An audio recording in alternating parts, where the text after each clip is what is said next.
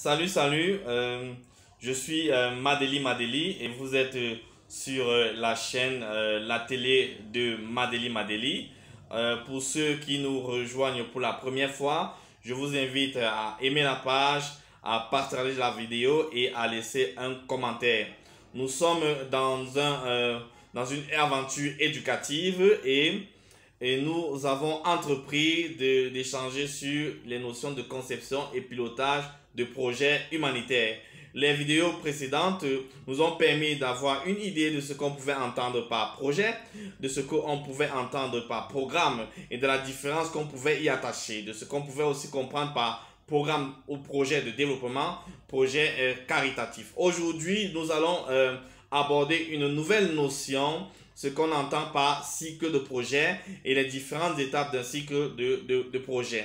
Et donc, sans plus tarder, le cycle du projet, c'est ce processus, c'est donc cet enclenchement d'étapes qui va apporter une certaine logique à la mise en œuvre du projet en question et garantir sa pertinence, son adéquation et son efficacité. Et donc, il y a dans le cycle du projet plusieurs étapes et comme nous l'avons dit précédemment, la réponse humanitaire est sujette à la survenue d'un choc qui peut être une catastrophe naturelle, qui peut être une crise politique, qui peut être un conflit armé. Et donc, lorsque ce choc survient, les conséquences qui en découlent vont introduire une réponse humanitaire. Et cette réponse humanitaire va être apportée en suivant une démarche.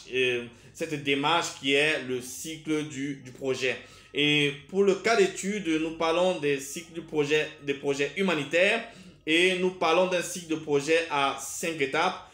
Donc la première étape, c'est le diagnostic. La deuxième étape, c'est l'étape de planification et de programmation. La troisième étape, c'est l'étape de mise en œuvre. La quatrième étape, c'est l'étape de suivi et de pilotage. Et la cinquième étape, c'est l'étape d'évaluation.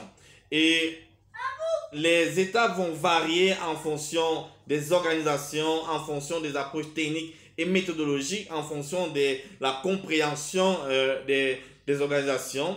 Et pour le cas d'une organisation bien connue, dans cette organisation, les étapes du cycle du projet se résument en 5 étapes aussi, notamment le diagnostic, l'élaboration, la mise en œuvre et le suivi, l'évaluation et la capitalisation. Et quel que soit le nombre d'étapes, quel que soit le modèle du cycle du projet qu'on peut avoir, on aura toujours des groupes d'étapes qui vont ressortir. Le premier groupe d'étapes étant l'étape de conception. Le deuxième groupe d'étapes qu'on va toujours retrouver, c'est le groupe d'étapes de l'exécution. Le troisième groupe d'étapes qu'on va toujours retrouver, c'est le groupe d'étapes qui fait allusion à l'évaluation.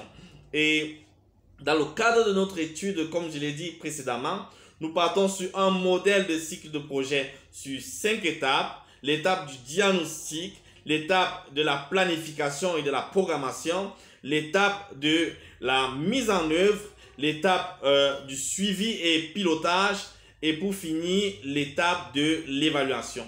Nous avons aussi souvent entendu parler de la notion itérative des projets.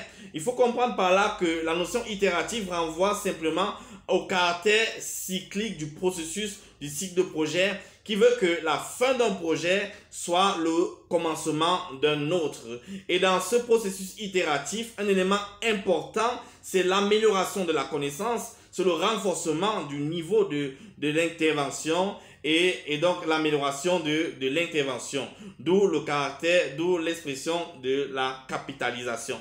Et donc voilà en quelques mots. Pour les prochaines vidéos, nous allons entrer en détail dans chaque groupe d'étapes, dans chaque étape pour voir ce qu'on y retrouve et échanger au fur et à mesure au cours de cette expérience éducative.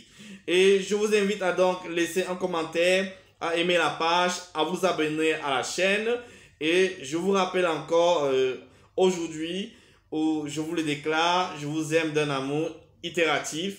Respectons les mesures barrières et à la prochaine.